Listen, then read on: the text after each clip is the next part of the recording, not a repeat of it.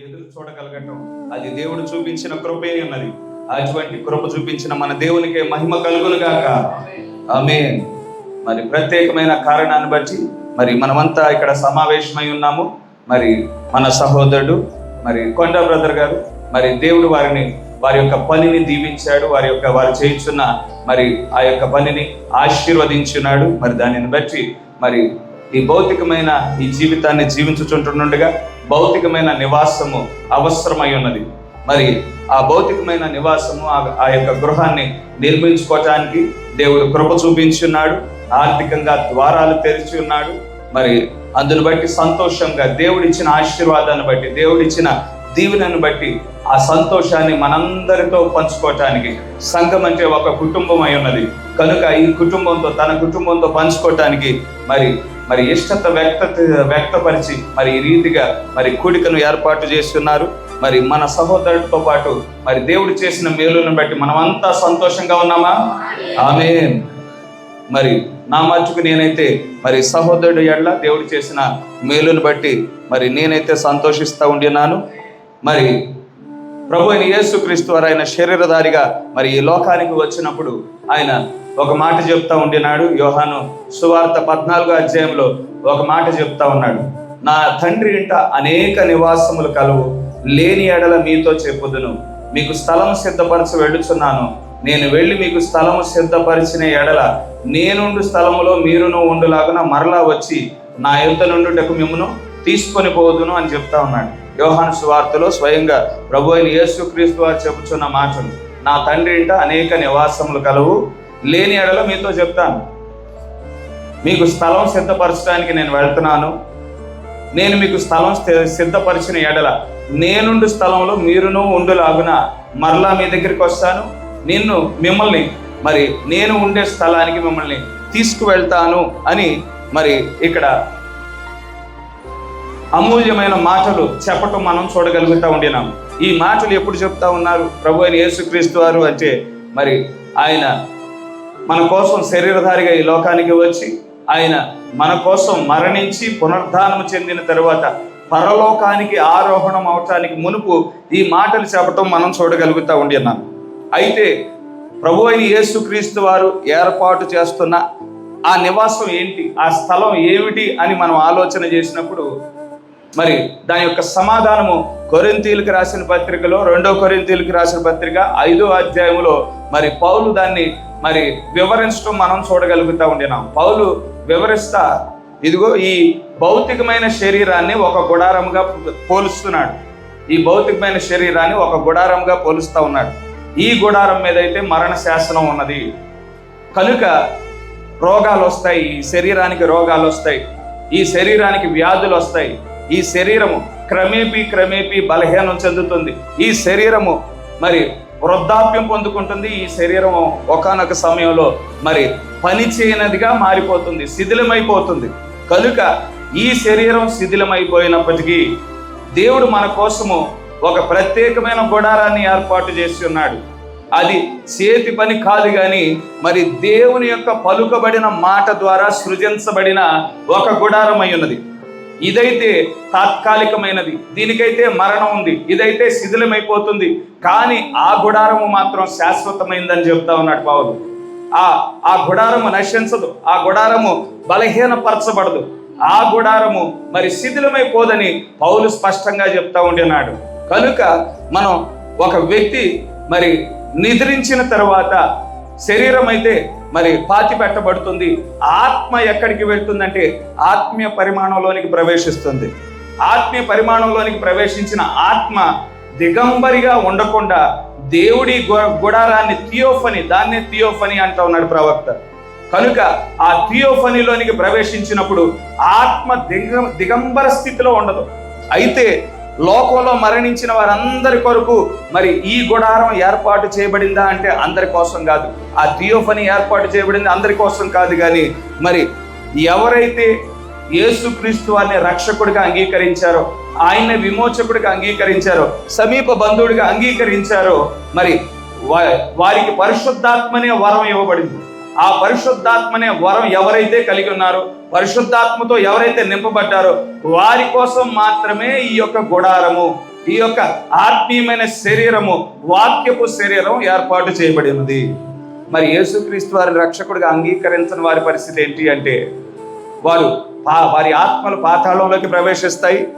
ఆ ఆత్మలు మరి దిగంబర స్థితిలో ఉంటాయి. వారికి ఎటువంటి వస్త్రము ఉండదనే విషయాన్ని మనం గుర్తించవలసిన వారమై ఉన్నాము. మరి సజీవులు ఉండిన మన పరిస్థితి ఏంటండి అని ఆలోచన చేస్తే, మరి మనలో మనము మూలుగుచున్న వారమై ఉన్నాము. ఈ శరీరాన్ని తీసివేయాలని కాదు, కానీ క్షయమైన ఈ శరీరం మీద అక్షయమైన ఆ శరీరాన్ని ధరించుకోవాలని మనలో మనం మూలుగుచున్న వారముగా ఉండి ఉన్నాము. కనుక దేవుడు మరి ఆయన పరిశుద్ధాత్మ విడుదల చేయటం ద్వారా, ఆయన మన కోసం మరణించుట ద్వారా, మరణించి పునరుద్ధానం చెంది పరలోకానికి ఆరోహణమై మనకి పరిశుద్ధాత్మను విడుదల చేశాడు. పరిశుద్ధాత్మను పొందుకోవటం ద్వారా మనకి ద్వారము తెరవబడింది, మార్గము తెరవబడింది. దేనికి మార్గం తెరవబడింది? మన థియోఫనీని పొందుకోవటానికి మార్గం తెరవబడింది. ఏ థియోఫనీ అయితే మనం దాటుకొని వచ్చామో ఆ థియోఫనీ మనం పొందుకోవటానికి మరి ప్రభు అయిన యేసుక్రీస్తు వారు ఆయన ద్వారము తెరిచి ఉన్నాడు.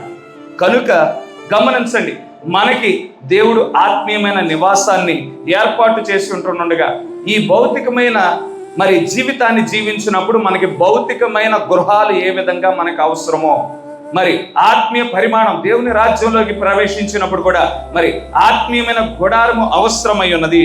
కనుక దేవుడు మనం ఈ భూమి మీద మరి గృహాలు నిర్మించుకుంటా ఉన్నాము అంటే, ఇక్కడ భౌతికమైన అవసరత నిమిత్తం ఇవి కావాలి కాబట్టి, గృహాలు కావాలి కాబట్టి దేవుడు మరి మన పరిస్థితులను అనుకూలపరుస్తూ ఉండినాడు.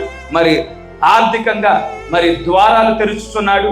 గృహాలు నిర్మించుకోవటానికి ఆయన మరి తన దీవెనలు, తన ఆశీర్వాదాలను విప్పుచున్నాడు. అదే విధంగా ఆత్మీయంగా ఆయన మనకొక గుడారాన్ని ఏర్పాటు చేస్తున్నాడు. ఈ గృహాలను మనం చూసినప్పుడు, ఈ గుడారాలను మనం చూసినప్పుడు ప్రత్యక్షత కలిగిన వారముగా మనకు ఆ గృహం కనిపించాలి, ఆ గృహం జ్ఞాపకంలోకి రావాలి. నాకు భౌతికమైన జీవితానికి దేవుడు ఒక గృహాన్ని ఏర్పాటు చేసిన విధంగానే, ఒక నివాసాన్ని ఏర్పాటు చేసిన విధంగానే ఆత్మీయంగాను మరింత ప్రాముఖ్యమైన ఆత్మీయమైన నివాసాన్ని కూడా దేవుడు ఏర్పాటు చేస్తున్నాడని మనం కృతజ్ఞతతో జీవించవలసిన వారమై ఉన్నాము. భౌతికమైనది అది ప్రాముఖ్యమైనది కాకపోవచ్చు, మరి భౌతికమైనది ప్రాముఖ్యం కాని విషయం కొరకే దేవుడు మన పట్ల ఎంత శ్రద్ధ చూపించిన, ఎంత ఆశీర్వాదం ఇచ్చిన, ఆత్మీయమైన గుడారం విషయమై ఆయన ఇంకెంత జాగ్రత్త వహించుతున్నాడు, ఎంత మరి కృప చూపించి ఆ గుడారాన్ని మనం పొందుకోవడానికి మరి ఆయనే శరీరధారిగా వచ్చాడు, ఆయనే మన కోసం మరణించాడు. ఏ ప్రత్యేకత మరి ఏ ప్రాధాన్యత లేని మన కోసం ఆయన మరణించాడు. మరి మరణించి ఆయన పునరుద్ధానం చెంది పరిశుద్ధాత్మని ఇచ్చుట ద్వారా ద్వారాన్ని తెరిచాడు మనం ఆ గుడారాలను పొందుకోవటానికి గాను. అందును బట్టి మరి ఆయన మహాకృపను బట్టి దేవునికే మహిమ కలుగును గాక. కనుక ప్రతి విశ్వాసి మరి ప్రత్యక్షత కలిగి ఉంటారు. ఈ భౌతికమైన గృహాలు చూసినప్పుడు, ఇదిగో నా కోసం ఒక ఆత్మీయమైన గుడారం సిద్ధంగా ఉంది, నేను పరిశుద్ధాత్మతో నింపబడిన వాడనై ఉన్నాను, నేను లోకంలో నశించేవాడను కాదు. ఆత్మీయ పరిమాణానికి వెళ్ళినప్పుడు మరి నా ఆత్మ దిగంబర స్థితిలో ఉండదు, కానీ నాకు ఒక గుడారం ఏర్పాటు చేయబడి ఉన్నది. ఆయనే ఇప్పుడు ఆ గుడారాలను తీసుకొని థియోఫనీ రాజుగా మన మధ్యకు దిగివచ్చి ఉన్నాడు అని మనం చూచువారముగా ఉన్నాము, మరి ఆనందించువారముగా ఉన్నాము. మరి అదే రీతిగా సహోదరుడు ఈ భౌతికమైన గుడారాన్ని బట్టి ఆత్మీయమైన గుడారం కూడా ఏర్పాటు చేసిన దేవునికి కృతజ్ఞతాస్తుతులు చెల్లించడానికి మరి ఈ కూడిక ఏర్పాటు చేసి ఉన్నారు. మరి మన మధ్యన మరి దేవుని సేవకులు వాక్య పరిచర్య చేయటానికి మరి సురేష్ పాస్టర్ గారు మన మధ్య ఉన్నారు. వాక్యంలోనికి వెళ్ళటానికి మునుపు చిన్న కోరస్ పాడుకొని మరి వాక్యంలోనికి మనం ప్రవేశిద్దాం. అందరం లేచి నిలబడదాం.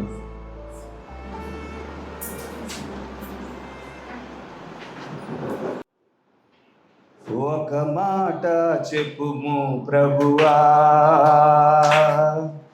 ఒక మాట చెప్పుము ప్రభువా, నా జీవితం అంతా మారిపోవును. ఒక మాట చెప్పుము ప్రభువా, నా జీవితం అంతా మారిపోవును. ఒక మాట చెప్పుము ప్రభువా, నీ మాటలో సుఖము, నీ మాటలో మధురం, నీ మాటలో శక్తి, నీ మాటలో ప్రభావం, నీ మాటలో అంతా సంతోషం, నీ మాటలో అంతా సంతోషం. ఒక మాట చెప్పుము ప్రభువా, నా జీవితమంతా మారిపోవును. ఒక మాట చెప్పుము ప్రభువా.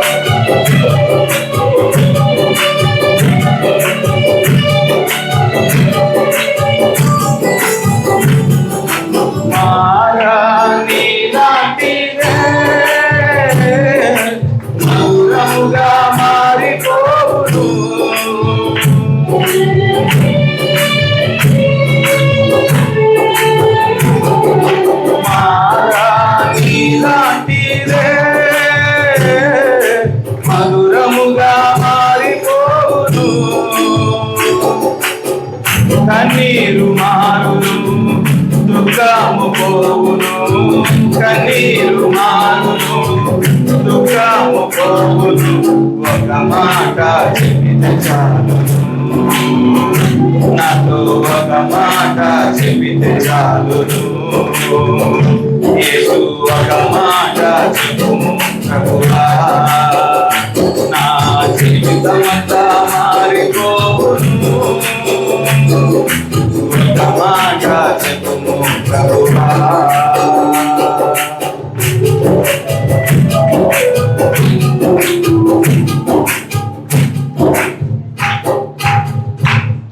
సురేష్ మాస్టర్ గారు ముందుకు వచ్చి వాక్య పరిచయం చేయవలసిందిగా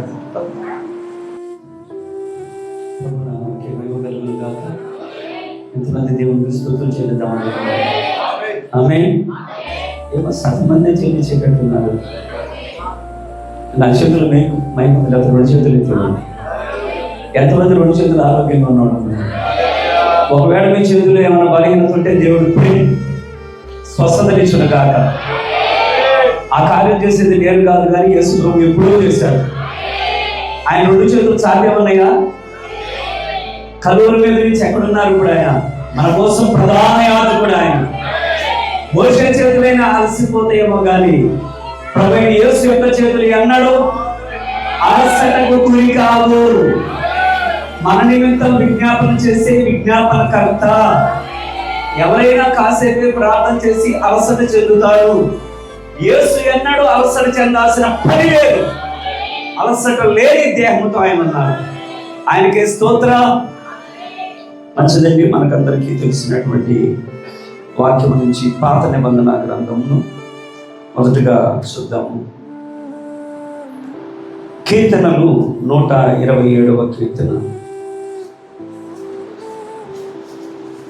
కీర్తనలు 127వ కీర్తన 1-2 వచనాలను చదువుతుండగా ఆ వచనాలను చూద్దాము. మనందరికి బాగా పరిచయమైనటువంటి మరి కీర్తన ఇది. యెహోవా ఇల్లు కట్టించిన ఎడల దాని కట్టువారి ప్రయాసము పెద్దది. యెహోవా పట్టణమును కాపాడని ఎడల దాని కావలు కాయవారు మేలుకొని ఉండుట పెద్దది. మీరు వేకువనే లేచి చాలా రాత్రి అయిన తరువాత పండుకొనుచు కష్టార్జితమైన ఆహారం తినుచుండుట పెద్దమి.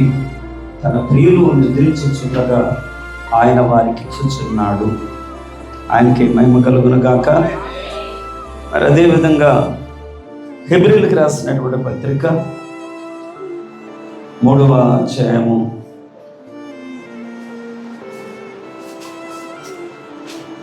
హెబ్రీయులకు రాసినటువంటి పత్రిక 3వ అధ్యాయము 3వ వచనం.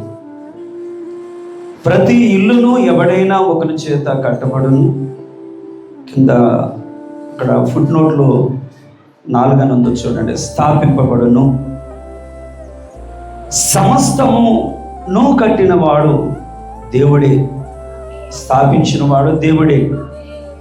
ఇంటికంటే దానిని కట్టిన వాడు ఎక్కువ ఘనత పొందినట్టు ఈయన మోషే కంటే ఎక్కువ మహిమకు అర్హుడుగా ఎంచబడెను.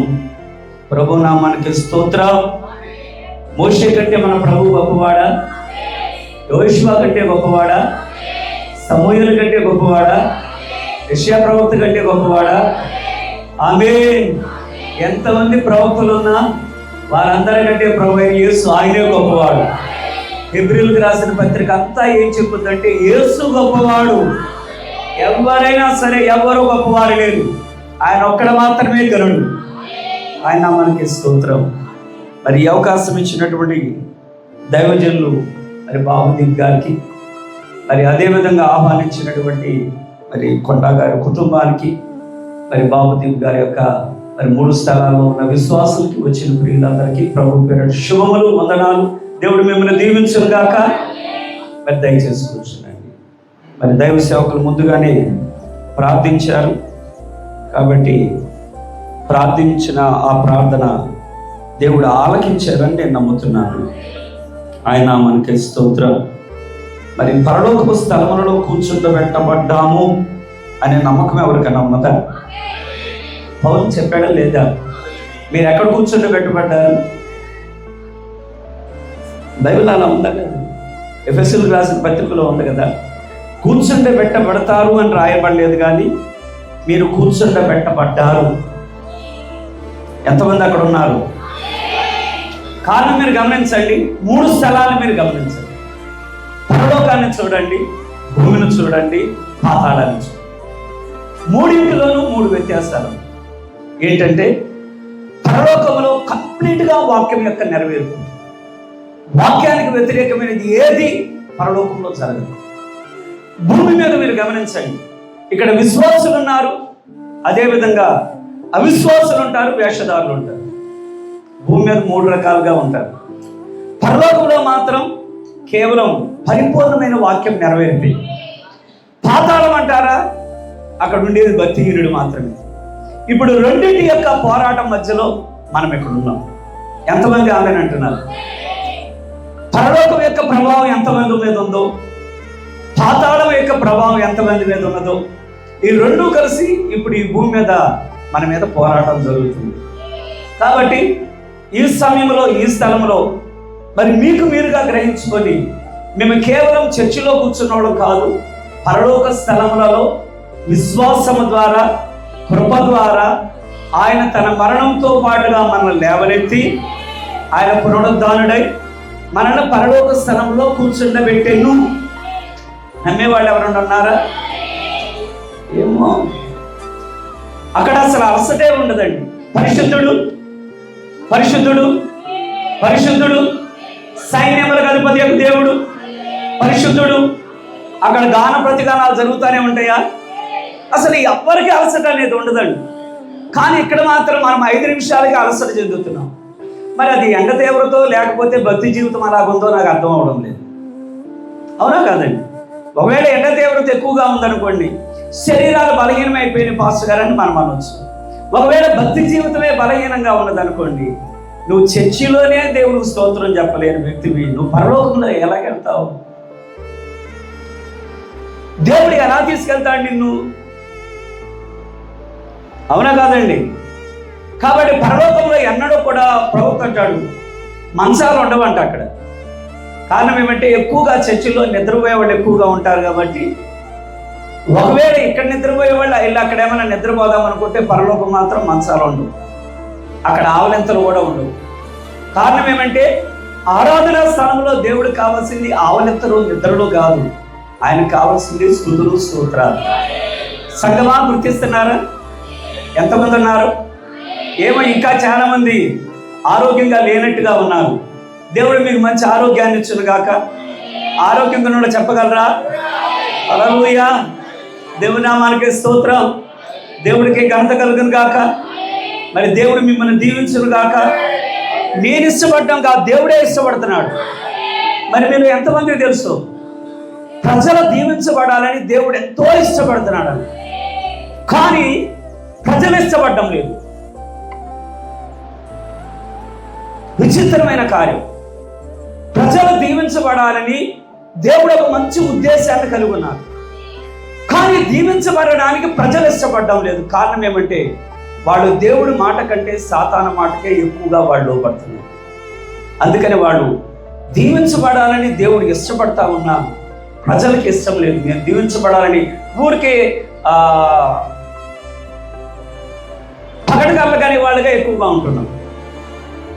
నేను దీవించబడాలి, అలా దీవించబడాలి, ఎలా దీవించబడాలి అంటే, ఒకవేళ ఎవరైనా మరి కొండా గారు కట్టినటువంటి ఆ గృహాన్ని చూశారనుకోండి, మరి అది నేను క్లియర్గా చూడడం, వచ్చేటప్పుడు మాత్రం లైటింగ్ పెట్టడం చూస్తున్నాను. ఒకవేళ ఎవరైనా అలా చూసి అనుకోవచ్చు, మా ఇల్లు కూడా మేము అలా కట్టుకుంటే బాగుండదు. కొంతమందికి చాలా కోరికలు ఉంటాయి, కానీ ఒకటి నెరవేరదు. కారణం ఏమంటే వాడు ఒట్టి కళ మాత్రమే కంటారు, కానీ భక్తిని మాత్రం కలిగి ఉండలేదు. అదే పెద్ద సమస్య. దేవుడు మనందరికీ గ్రహింపునిచ్చును గాక. కారణం ఏమంటే నేను ఇక్కడ నాకు ఇచ్చినటువంటి ఇన్విటేషన్లో వాళ్ళు దానికి ప్రతి ఇల్లును ఎవడైనా ఒకరి చేత కట్టబడును అనేటువంటి దాన్ని వాళ్ళు ఇచ్చారు. దాన్ని ఇన్విటేషన్లో నేను చూశాను. మరి ఒకసారి ప్రభుత్వం కూడా ఆయన వేరే దేశానికి వెళ్ళవలసి వచ్చి ఆయన ఇంజక్షన్లు తీసుకున్నాడు. అంటే కారణం ఏమంటే వేరే దేశానికి వెళ్ళే సమయాల్లో అక్కడ కొన్ని రకమైనటువంటి జ్వరాలు ఇవన్నీ కూడా ఉంటాయి, కాబట్టి వాళ్ళు ఆ ప్రాంతంలోనికి వెళ్ళడానికి వీళ్ళు ముందుగానే అనేకమైనటువంటి ఇంజక్షన్లు తీసుకొని వెళ్ళాలి. కాబట్టి ఆయన ఒంటి నిండా ఇంజక్షన్లు చేశారు. శరీరం అంతా బలహీనమైపోయింది. ఆయన అలాగా అలసిపోయిన శరీరంతో ఆయన ఒంటరిగా తన గదిలో ఉండి ఆయన ఎద్దులో ఉన్నాడు. ప్రార్థనా పూర్వకంగా ప్రభువా నేను ఫలానా స్థలంలోకి వెళ్ళాలి. మరి ఏదో వాళ్ళని కడుపుబ్బ నవ్వించడానికో, కాలక్షేపం చేయించడానికో, ఊరికే 4 మాటలు చెప్పడానికో కాదు. నేను వెళ్ళి చెప్పేటువంటి మాటలు వాళ్ళ జీవితాలకి అది ప్రయోజనంగా ఉంది అని ఆయన ఒక ఆలోచనతో ఆయన అలాగే ప్రార్థనాపూర్వకంగా నిద్రలో ఆయన అలాగున్నాను. ఆయన ఇంటి తలుపులు ఎవరో తడుతున్నారు. ఆ ఇంటి తలుపులు తట్టే సమయంలోంచి సరే నాది కాదేమో అనుకుంటున్నాడు ఆయన. ఇంకా తలుపు తడతానే ఉన్నారు.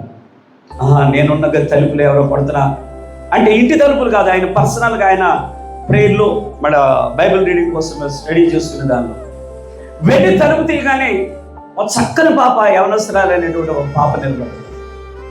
ఆమె కళ్ళేమో పిల్లి కళ్ళు లాగా ఉన్నాయట, బ్లూయిష్గా ఉన్నాయి ఆమె కళ్ళు. ఆమె తల వెంట్రుకలంతా కూడా పసుపచ్చ తల వెంట్రుకలుగా. ఆమె రావడమే ఒక గ్రీటింగ్ కార్డు తీసుకొచ్చి నేను మా నాన్న, ఆ ముందుగా చెప్పిందంట, నేను మా నాన్న కలిసి ఈ యొక్క కార్డును వెక్కిస్తున్నాను. ఆమె చెప్పేటప్పుడు ఏమేమనుకుందంటే నేను అని నొక్కి చెప్పాలనుకుంది. కారణం ఏమంటే శుభాకాంక్షలు తెలియజేయడానికి ఆమె కూడా ఇష్టపడుతుంది. కానీ తండ్రి అయితే అనారోగ్యంతో ఉన్నాడు. ఆయన కదలేని కుర్చీలో కూర్చుని ఉన్నాడు.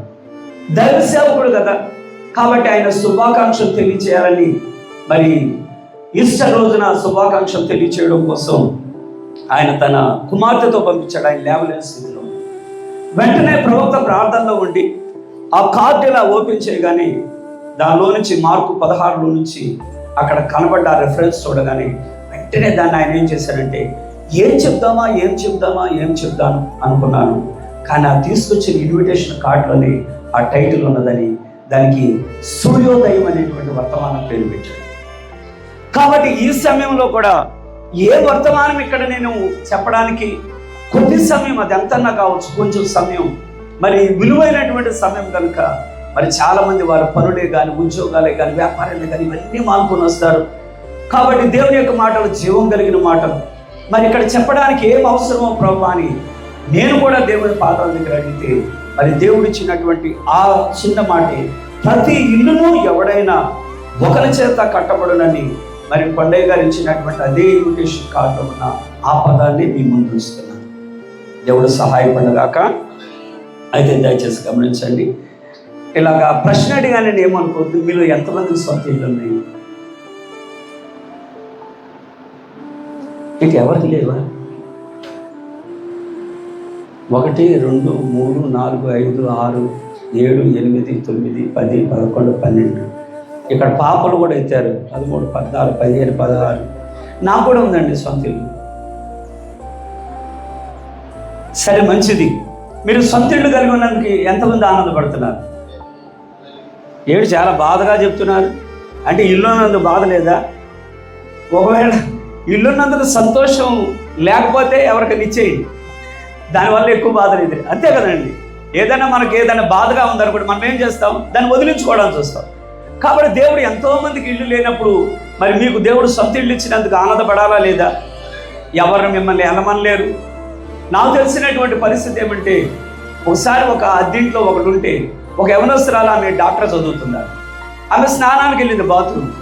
ఆ ఇంటిగల వాండర్ ఏం చూస్తున్నాడంటే, ఆమె స్నానంకి వెళ్ళిన తర్వాత ఆ బాత్రూంలోంచి నీళ్ళు వెళ్ళేది బయట కాలం ఉంటుంది, నీళ్ళు బయట కనబడలేదంటే ఆయన వచ్చి ఏమన్నాడంటే, ఏమా ఎంతసేపు మీ అమ్మాయి స్నానానికి వెళ్ళి స్నానం చేయదేంటి, బయట నేను చూస్తుంటే నీళ్ళు వెళ్ళట్లేదని అడిగాడు. అదే ఆమె సొంత ఇంట్లో అయితే అడుగుతాడా? కాబట్టి అద్దెంట్లో ఉండేవాళ్ళకి చాలా ఇబ్బందులు. స్థలంలో నుంచి వస్తువులు తీసుకెళ్లాలన్నా, ఏదైనా కొనుక్కోవాలన్నా, ఏదైనా చేయాలన్నా. మరి ఇక్కడ అద్దెళ్ళలో ఉండేవాడు సొంత ఇల్లు కావాలని ఎంతమంది కోరుకుంటున్నారు? ఒకళ్ళే చేయొచ్చారు. ఇక్కడ బ్రదర్ ఎత్తారు. దేవుడు మేము దీవించునుగా. దేవుడు ఇవ్వడానికి ఇష్టపడుతున్నారు. చేతులు ఎత్తనోళ్ళు వద్దులేండి, ఎత్తనోళ్ళు వద్దు, ఎత్తిన వాళ్ళని మాత్రం దేవుడు దీవించునుగా. ఏడు భాష గారు అంత కరాఖండిగా మీరు చెప్తున్నారంటే ఏదైనా అంతే కదా. ఆమెనంటే అవును, అలా జరుగును గాక. ఆసక్తి లేకుండా దేవుడు ఎందుకు ఇస్తారు? మీరే చెప్పండి. ఎవరికైనా ఆకలి ఉందంటే మనం భోజనం పెట్టొద్దు, కానీ ఆకలి లేని వానికి ఎందుకు? వద్దు భాష గారండి, సొంత ఇళ్ళు వల్ల మేము అనుకున్న ఇళ్ళు మాకు దొరకవు, కాబట్టి అద్దెంట్లో అయితే దీనిలోంచి దీనిలోంచి అలా వెళ్ళిపోవచ్చు అనుకుంటే నేనేం చేయలేను. కానీ ఒకవేళ ఇది దేవుడికి అంగీకారం అంటే అంగీకారమే. ప్రభుత్వం కూడా అంటున్నాడు, ఆయన ఒక స్థలంలో నుంచి $160 ఒక స్థలాన్ని కొన్నాడు. అంటే ఎత్తబడే గడిలో ఉన్నామని కొంతమంది మాటలు చెప్తారు. ఎత్తబడే గడిలో ఉన్న ప్రభుత్వం అంటాడు, ఒకవేళ ఒక చర్చి కావచ్చు, ఒక ఇల్లు కావచ్చు, నీ జేబులో డబ్బులు పెట్టుకునే దానికంటే ఆ డబ్బుతో నువ్వు కట్టడం ప్రారంభించు. ఒకవేళ మీరు చెప్పొచ్చు ఏదైనా, నేను కట్టాలనుకోవడం లేదు, వాళ్ళు ఏదో కట్టుకున్నారు, వీళ్ళు ఏదో కట్టుకున్నారు, నేను మాత్రం దేవుడు రాజ్యానికి సిద్ధపడాలనుకుంటానంటే వర్తమానం దగ్గరికి రండి. దేవుడు ఇష్టపడుతున్నాడు. ఏ గడియలో ఎత్తబడతామో మనకు తెలియదు, కానీ ఎత్తబడే గడియ వరకు మనకు ఒక ఇల్లు ఉండాలని దేవుడు ఇష్టపడుతున్నాడు. మీలో చాలా మంది చదివే ఉంటారు ప్రభుత్వ యొక్క జీవిత చరిత్ర కూడా. వాళ్ళ ఇంట్లో నుంచి వాళ్ళు ఉన్నటువంటి గది అది ఎల్లాకాలంలో ఉంటే మొత్తం అంతా గోడలన్నీ కూడా పగిలిపోయింది. ఆయన అంటున్నాడు, నాకేమి ఇల్లు అక్కర్లా, నేను అక్కడ సువార్త చెప్తాను కానీ నాకు అక్కర్లేదు అని అంటే, రాత్రి అయ్యేపటికి ప్రభుత్వ యొక్క భార్య ఆమె కొన్ని క్లాత్లు తీసుకొచ్చి, కొన్ని పేపర్లు తీసుకొచ్చి ఆ పగిలిపోయిన గోడలు ఎలా పెట్టింది. కొంతమంది వచ్చి ప్రభుత్వం చెప్పారు, సహోదరుడా, నువ్వంటే సువార్తకి అటు ఇటు వెళ్తావు, చిన్న పిల్లలు పెట్టుకొని నీ భార్య ఎంత బాధపడుతుందో తెలుసా? చలిగాలి ఆ పగిలిన గోడల్లోంచి లోపలికి వస్తుంది, దానివల్ల వాళ్ళు ముక్కులు పట్టేస్తాయి, వాళ్ళు ఊపిరితిత్తులు పట్టేస్తాయి, వాళ్ళు ఎంత ఇబ్బంది పడతారో తెలుసా? కాబట్టి ఇల్లు వద్దు అనొద్దు. నువ్వంటే బయట ఉంటావు, నీ భార్య పిల్లలతో ఎంత బాధపడ తెలుసా? కాబట్టి నువ్వు అలాగా ధృవీకరించొద్దు, అది ఆమెకు అవసరం. దేవుడి వాక్యం ఇష్టపడుతుందా? ప్రభుత్వం కూడా సమ్మతిస్తున్నాడా? కాబట్టి ఇప్పుడు నేను అడుగుతున్నా, సొంత ఇల్లు కావాలని ఎంతమంది అనుకుంటున్నాను? అవి కొంతమంది ఎలాగా కొంతమంది చేతులు ఎత్తారు. దేవుడు ఏదేమైనా మిమ్మల్ని దేవుడు దీవించుగా. కారణం ఏమంటే మీరు గమనించండి, యేసుక్రీస్తు నిన్న నేడు నిరంతరం ఒకే రీతిగా ఉన్నాడా? తెలియాలి కదండి. అంటే దేవుడు ఆశీర్వదించే విషయంలో నుంచి ఆయన ఒకే రీతిగా ఉన్నాడో లేదో తెలియకపోతే మనము ఇది పాస్టర్ గారు ఏమైనా ఇచ్చిన కొంచెం సమయాన్ని కాలక్షేపం కోసం చెప్తున్నారా, నిజంగానే దేవుడికి ఆ ఉద్దేశం ఉందా అని తెలియాలి కదా.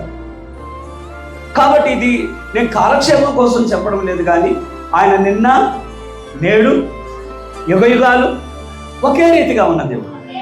అయితే మీరు గమనించండి, ఇశ్రాయేలు విషయంలో దేవుడు ఎలా దీవించాడో అది జస్ట్ నేను చెప్పుకుంటా వస్తాను, మీరైన తర్వాత చదవచ్చు. పాత నిబంధనలో దేవుడు ఏదై ఉన్నారో క్రొత్త నిబంధనలో కూడా అదే దేవుడు.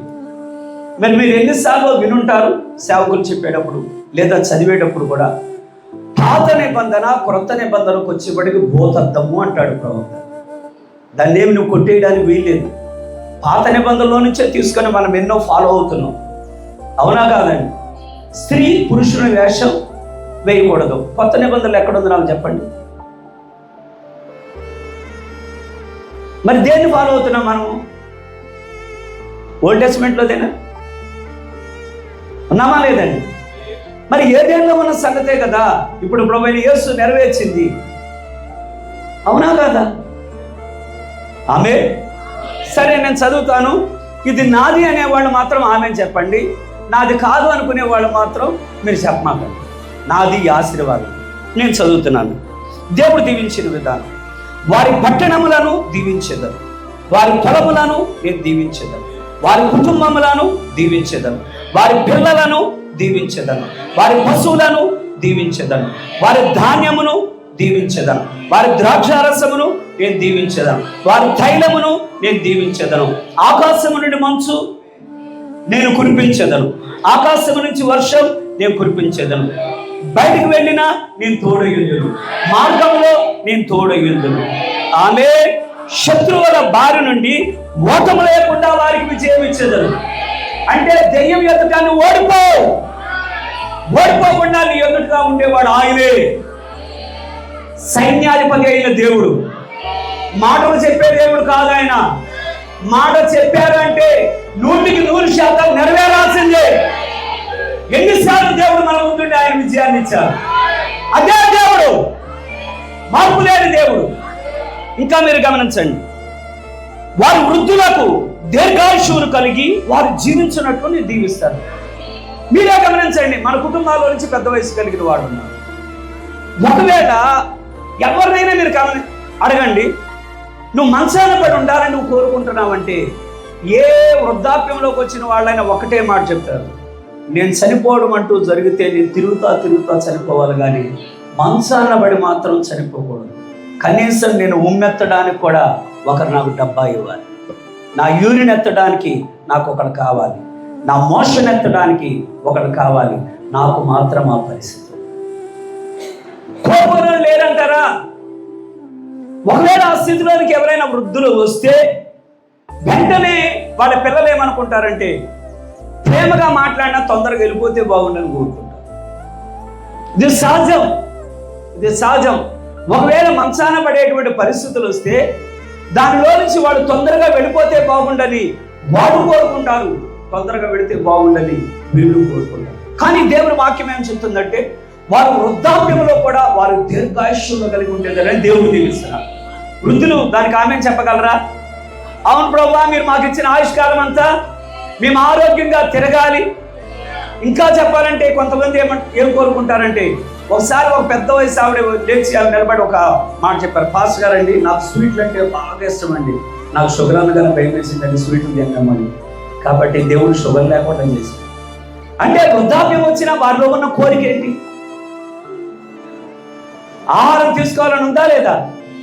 మరి ఆహారం తీసుకోవడం కూడా దేవుడు ఇచ్చి ధన్యతేనా? ఇప్పటికీ మీరు గమనించండి, చాలా మంది స్వీట్లు తిని ఏమంటారంటే దేవుడు చూసుకుంటాడంట. నిజంగానే వాళ్ళ దేవుడే చూసుకుంటున్నాడు, అవునా కాదండి? నిజంగానే వాళ్ళ దేవుడే చూసుకుంటున్నాడు. కాబట్టి ఇది కూడా దేవుడు కృపే, కాబట్టి అది కూడా ఒక నమ్మకమే. ఇక్కడ మీరు గమనించండి, ఆశీర్వాదంలో ఇది నేను మీతో చెప్పడం కాదు, దేవుడు వాక్యం ఇది. ఇంకా గమనించండి, వారి వృద్ధులకు దీర్ఘాయుష్యమును కలిగి వారు జీవించున్నట్లు ఆయన ఆశీర్వదించును, వారి మందిరమును దీవించును, వారి లేవీలను దీవించును, వారి యాజకులను దీవించును, వారి మందిర పని చేసే వారిని కూడా ఆయన దీవించును. ఆమేన్. కాబట్టి ఎన్ని ఆశీర్వాదాలు క్రైస్తవుడికి ఉన్నాయి. ఈ భూమి మీద మనం జీవించేటువంటి ఈ జీవితానికి ఆశీర్వాదం లేకపోతే క్రైస్తవులుగా జీవించాల్సిన పనేంటి? అంతే కదండి. ఆశీర్వాదం లేకపోతే మనం ఎందుకు చర్చకు వస్తున్నాం? మనం ఎందుకు మన భాగాలు చెల్లిస్తున్నాం? మనం ఎందుకు ఉపవాసం ఉంటున్నాం? మనం ఎందుకు ఆరాధన చేస్తున్నాం? ఆశీర్వాదం ఉంటేనే కదా ఉండాలి కదా. కాబట్టి దేవుని ఉద్దేశం ఎలా ఉందంటే ఆయన దీవించాలని ఆయన కోరుకుంటున్నాడు, దీవించబడాలని మనం కోరుకోవాలి. అవును ప్రభువా, ఒకవేళ కుటుంబం కోసం ప్రార్థన చేస్తే 2 చేతులు ఎత్తి మీరు అడగొచ్చు, ప్రభువా నా కుటుంబాన్ని దీవించు, నా కుటుంబాన్ని ఆశీర్వదించు. అవునా కాదండి? అది మనలో ఉండాలి. కారణం ఏమిటో మీరు గమనించండి. యోబుని మీరు గమనించండి, తన కుటుంబం అంతా దీవించబడాలని ప్రతిరోజు అతను బలులు అర్పించాడు. ఒక ఇంటి పెద్ద యొక్క విశ్వాసం ఏమవుతుందంటే ఇంటిలో ఉన్న చాలా మందిని రక్షణ దొరికినట్టు. జైలు అధికారిని మీరు గమనించండి. అయితే ఇక్కడ మీరు 3 రకాల ఇళ్ళను జ్ఞాపకం చేసుకోండి. 3 రకాల ఇళ్ళు. ఒకటి ఈ భూమి మీద మనం కట్టేటువంటి ఇళ్ళు, రెండవది 1000 ఏళ్ల పాలనలో కట్టే ఇళ్ళు, మూడవది నూతన యెరూషలేములో కట్టబడిన ఇళ్ళు. ఈ 3 యొక్క నిర్మాణం చాలా వ్యత్యాసంగా ఉంది. 3 యొక్క నిర్మాణం, 3 ఇళ్ళు గురించి ప్రవక్త మాట్లాడారు, 3 గురించి బైబిల్ మాట్లాడారు. ఏంటి ఈ 3 ఉన్నటువంటి వ్యత్యాసం? గమనించండి. ఒకవేళ కొండా గారు కట్టినటువంటి ఇల్లు కాకుండా ఒక కోటేశ్వరుడు అంతకంటే పెద్ద ఇల్లు కట్టి ఉండొచ్చు. విజయవాడ నుంచి మీరు గమనించండి, గురునానక్ కాలేకి రండి, అక్కడ ఎవరైనా మీరు చూడండి, అక్కడ చూస్తే మీ ఇల్లు ఆ ఇల్లుతో పోలిస్తే ఎందుకు పనికిరావు, ఏ ఇల్లు పనికిరాదు. వాళ్ళు అంతగా కోట్ల పెట్టి కట్టున్నారు. ఎవరైనా కట్టవచ్చు దానిలో. ఏంటి వ్యత్యాసం?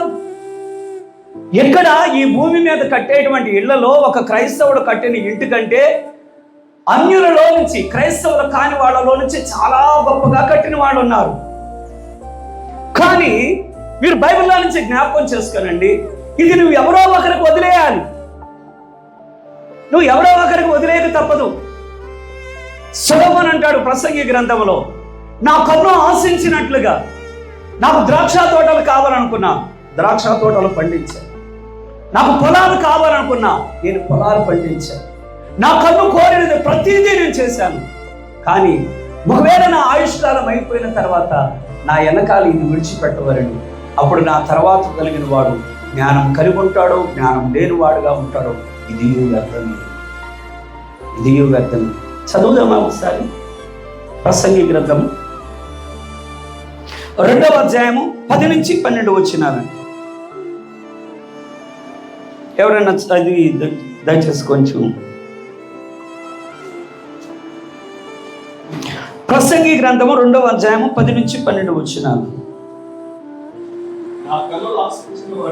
నా కన్నులు ఆశించిన వాటిలో అభ్యంతరము చేయలేదు. నా హృదయము నా పనులన్నింటిని బట్టి సంతోషింపగా అనుభవించకుండా నేను నా హృదయమును నిర్బంధింపలేదు. ఇదే నా పనులన్నింటి వలన నాకు దొరికిన భాగ్యము. చేసిన పనులన్నీ ప్రయాసమంతయు నేను నిర్ధారించి, ఒక వయసు వరకు ఎలా ఉంటుందంటే, నేను ఇది కట్టాను, అది కట్టాను, పొలం కొన్నాను, తోట కట్టాను, మామిడికాయ తోట కొన్నాను, అది కొన్నాను, ఇది కొన్నాను. నువ్వు కష్టపడతావు, నీ టైం అయిపోద్ది, నువ్వు ఇంకొకటి వదిలేయాల్సింది. నువ్వు ఎంత కష్టపడు. నీకు మగపిల్లలుంటే మగపిల్లలు వదిలేయాలి, నీకు ఆడపిల్లలుంటే ఆడపిల్లలకు వదిలేయాలి. ఒకవేళ ఇద్దరు లేకపోతే అన్నదమ్ములకో అక్క చెల్లెల పిల్లలకో అది వదిలేసి నువ్వు వెళ్ళిపోవాల్సింది. దాన్ని అనుభవించడానికి అవకాశం ఉంది. ఎవరో కూడా అనుభవించడానికి అవకాశం లేదు. నీ సంతానం ఉంటే తర్వాత ఆ ఒక్క మాట చదవండి, 12వ వచనం.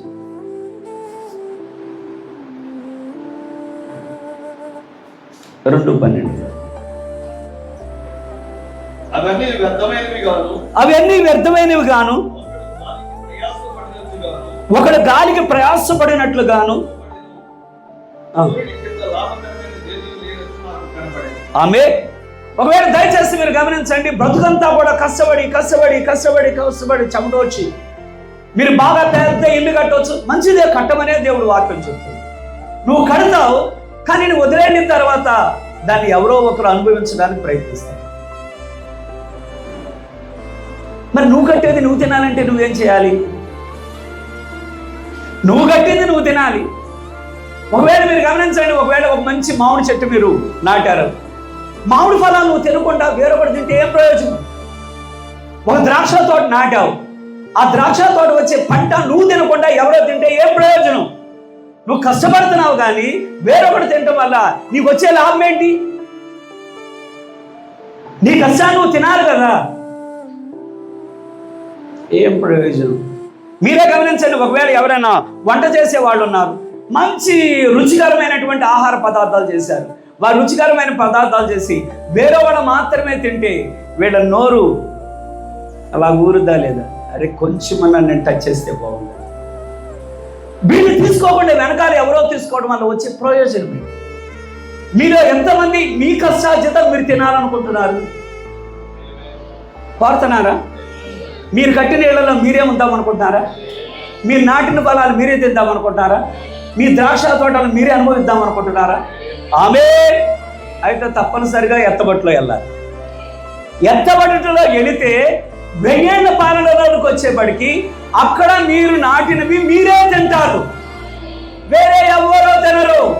నీ కష్టార్జితం నువ్వు తింటావు. చదువుతామా అది? యెషయా గ్రంథము 65వ అధ్యాయం 21, 22 వచనాలండి. ప్రవక్త దాన్ని కోట్ చేసి చెప్తున్నాడు. దానిలో యెషయా గ్రంథము కొద్ది సమయం అండి వాక్యం 65వ అధ్యాయము 21, 22 వచనాలు.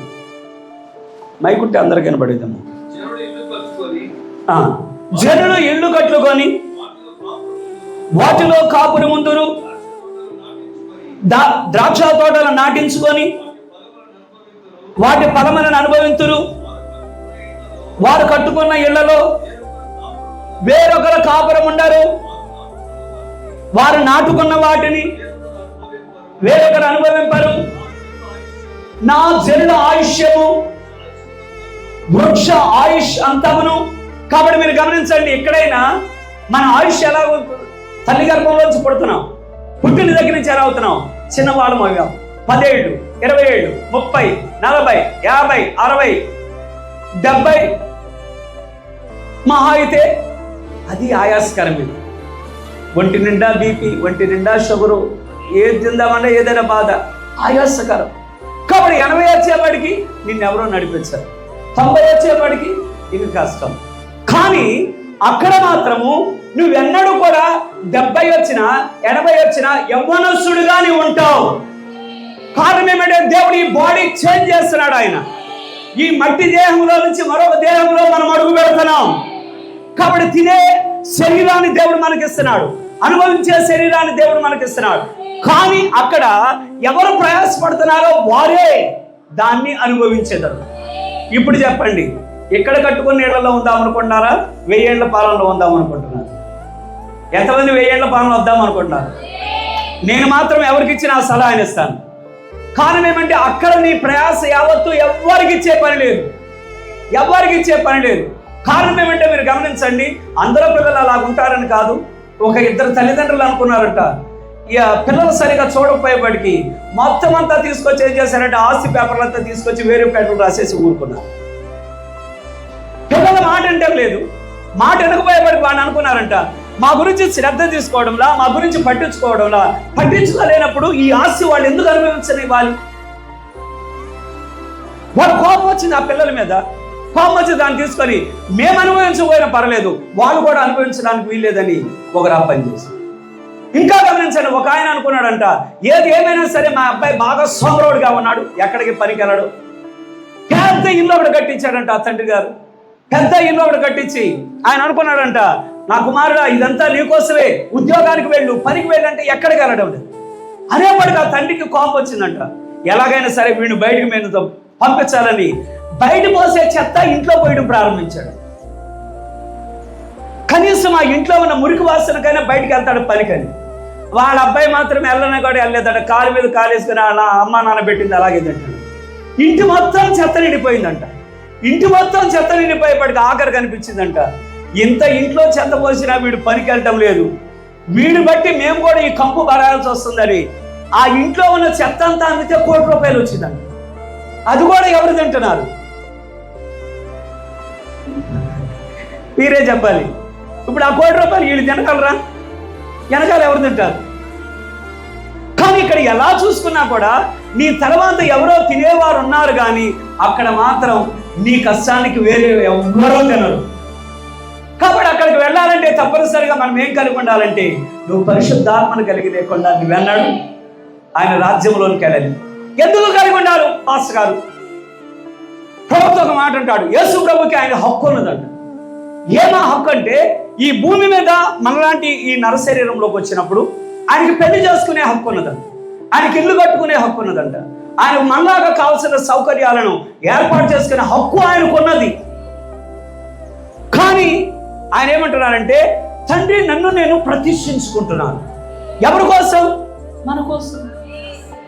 యోహాను సువార్త 17 ఉన్నది, మన కోసం ఆయన ప్రతిష్ఠించుకున్నారు. ఎవరు దీవించబడడం కోసం? అవునా కాదండి? మనం దీవించబడడం కోసం ఆయన సమస్తమును ప్రతిష్ఠించుకొని మన కోసం ఆయన దరిద్రుడిగా బతికాడు. అయితే మీరు గమనించండి, ఒకవేళ పరిశుద్ధ పట్టణం దగ్గరికి వెళదాం, నువ్వు కట్టక్కర్లా, నేను కట్టక్కర్లా, దైవికమైన చేతులు దేవుడే సమస్తమును కూడా అక్కడ బంగారముతో, నువ్వు బంగారపు రోడ్ల మీద, ఇక్కడ ఎవరినైనా మీరు గమనించండి, ఒకవేళ ఒక పావు కిలో బంగారం ఉన్నది అనుకోండి, వాళ్ళు ఏమనుకుంటారంటే నేను చాలా ధనవంతులు.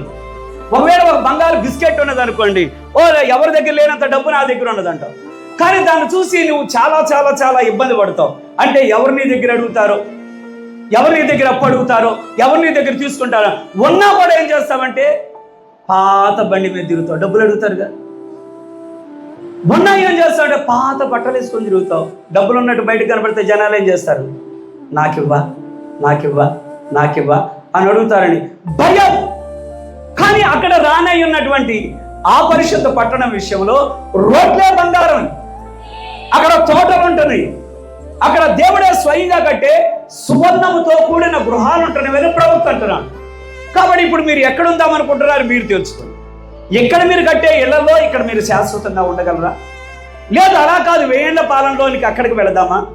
అక్కడ నీవు ఉన్నామంటే అక్కడికి ఎలాగో వెళతావు. దేవుడు కరుణించను గాక. అయితే దయచేసి ఇక్కడ ఈ కొద్ది వాక్యాన్ని నేను పంచుకునే దానిలో ఇక్కడ ఒక చిన్న విషయాన్ని మనం చూద్దాం. యెహోవా ఇల్లు కట్టించని ఎడల దాని కట్టువాడి ప్రయాస వ్యర్థమే. ఒకే కీర్తనలో 3 కార్యాలు వ్యర్థం వ్యర్థం వ్యర్థం వ్యర్థం వ్యర్థం. యెహోవా ఇల్లు కట్టించని ఎడల కట్టేవాడి ప్రయాస వ్యర్థం. యెహోవా పట్టణమును కాపాడని ఎడల దాన్ని కావల కాసేవాడి ప్రయాస వ్యర్థమే. ఒకవేళ నువ్వు తెల్లారుజామునే లెగుస్తున్నావు, రాత్రి అందరూ పడుకునే సమయంలోనికి అందరూ పడుకున్నాక నువ్వు పడుకుంటున్నావు, నీ కష్టార్జితం దేవుడు దీవించిన ఎడల నీ కష్టార్జితం కూడా వ్యర్థం. 3 వేస్ట్ అయిపోతాయి. అయ్యా ఎవరు దీవించాలి? దేవుడే దీవించాలి. అయితే దేవుడు దీవించాలంటే ఇక్కడ ఒక ముఖ్య ఉద్దేశం గమనించండి. చాలా మంది ఉద్యోగం చేస్తారు, ఒక ఉద్యోగంలో తినకుండా. కొంతమందిని మీరు గమనించండి, తెల్లారు లేచేసరికి వాళ్ళు ఏమంటారంటే నాకు ఈ ఉద్యోగంలో బాగా, ఆ ఉద్యోగంలో బాగా, ఈ ఉద్యోగంలో బాగా, ఆ ఉద్యోగంలో బాగా, నాకు ఆ ఉద్యోగం ఈ ఉద్యోగం. కష్టపడుతున్నావు, రాబడలేదు నీకు. కొంతమంది వ్యాపారాలు చేస్తారు, ఆ చేసే దానిలో ఈ వ్యాపారం చేద్దామని ఇందులో కాసేపు చేతులు పెడతారు, ఈ వ్యాపారం చేద్దామని ఇందులో చేతులు పెడతారు, ఆ వ్యాపారం చేద్దామని అందులో చేతులు పెడతారు, కానీ వ్యర్థమే. ఒక రిటైర్డ్ పోలీస్ ఒక ఆయన నా పక్కనే నిలబడి ఆయన మాట్లాడుతా నన్ను అడిగారు, ఏమండి మీరు మీ పేరేంటనండి? నా పేరు పలానా అని. సురేష్ అంటారండి. మీరు ఎవరండి అన్నాడు. నేను పాస్టర్ అండి అన్నాడు. అనగానే నేను పోలీస్ డిపార్ట్మెంట్లో నుంచి నేను రిటైర్డ్ అయిపోయానండి అని. మంచిదేంటి అన్నాడు. అనగానే ఆయన ఇంకొక ఆయన గురించి చెప్తున్నాడు, మా దాంట్లో నుంచి ఒక డిపార్ట్మెంట్లో నుంచి ఒకడు బుద్ధి లేనోడు 3 కోట్లు తీసుకెళ్లి బురదలో పోసాడండి. 3 కోట్ల రూపాయలు తీసుకెళ్లి బురదలో పోసాడు. అతను చేసిన పని ఏమంటే రిటైర్మెంట్ లో వచ్చినటువంటి డబ్బులన్నీ పోగు పెట్టినవన్నీ కూడా పెద్ద షోరూమ్ ఒకటి పెట్టాడంట, సోఫా షోరూమ్. దానికి అందులో వచ్చి అతనికి ఏమి అనుభవం లేదు కానీ పెద్ద షోరూమ్ పెట్టి దానికి చాలా మందిని పిలిచాడంట, చాలా మందిని ఆహ్వానించాడు, చాలా గొప్పగా చేశాడు. కానీ అక్కడ కొనుక్కునేవాడు లేడు. 3 కోట్ల రూపాయలు అతని జీవితకాలం అంతా ప్రయాసపడ్డదంతా చెత్త కింద అయిపోయింది. యెహోవా నీ కష్టార్జితాన్ని దీవించకపోతే, నీ ఉద్యోగం దీవించబడాలన్నా యెహోవా దీవించాలి, నీ వ్యాపారం దీవించాలన్నా యెహోవా దీవించాలి, నీ చేతి పని దీవించాలన్నా యెహోవా దీవించాలి. ఒకవేళ యెహోవా లేకుండా నువ్వేమైనా చేయాలని అనుకున్నట్లయితే నువ్వు ఫూల్ అయిపోతావు. బైబిల్ అలా ఉన్నదా అంటే నేను దాన్ని మీ ఎదుటిస్తాను. దీనికి గల ఒక ముఖ్యమైన కారణం అదేమంటే, ఒకసారి ఒక సహోదరుడు బ్రదర్ బ్రహానంకైనా ఒక లెటర్ రాశాడు. లెటర్ రాయగానే ఆ లెటర్లో తన గురించి చెప్తా ఉన్నాడు. లెటర్ మొత్తం చదవగానే ప్రవక్తకు చాలా విచిత్రం అనిపించింది. నేను నేను నేను ఇది చేశా, నేను ఇది చేశా, నేను ఇది చేశా, నేను ఇది చేశా, నేను అది చేశా, నేను ఇది చేశా, నేను ఇది చేశానప్పటికీ ప్రవక్త మొత్తం లెటర్ చదివేసి ఒకసారి లెక్క పెడతామని ఎన్నిసార్లు అన్నాడంటే 1 2 3 4 5 6 7 8 9 10 11 12 13 14 17 16 22 సార్లు ఆ లెటర్లో నేను నేను నేను నేను నేను నేను నేను దేవుడనే మాట్లాడదు అందులో. దేవుడనే మాట్లాడదు కానీ నేను నేను నేను నేను నేను నేను నేను నేను కష్టపడ్డా, నేను అది చేశాను, నేను ఇది చేశాను. మీరే నెబుకద్నెజరుని మీరు గమనించండి. బబులోనులో అతను కట్టినటువంటి కట్టడానికి ధీరి అయింది ఇంకొకటి లేదు. అతను కూడా ఏమన్నాడు అంటే నా నా నా 3 సార్లు ఏమన్నాడంటే నా బలము, నా ప్రభావము, నా రాజధాని, నా నా నేను కట్టానన్నాడు. కాసేపులో పశువు అయిపోయాడు.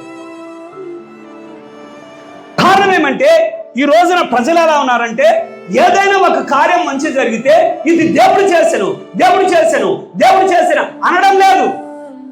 నేను చేశా, నేను చేశా, నేను చేశా. నువ్వేం చేశావు? నీ కాళ్ళు చేతులు దేవుడు సరిగా ఇవ్వకపోతే నువ్వేం చేస్తావు? నువ్వు ఉద్యోగం చేయాలంటే నీ కాళ్ళు చేతులు మంచిది ఎవరిచ్చారు? నువ్వు వ్యాపారం చేయాలంటే నీకు ఆరోగ్యం ఎవరిచ్చారు?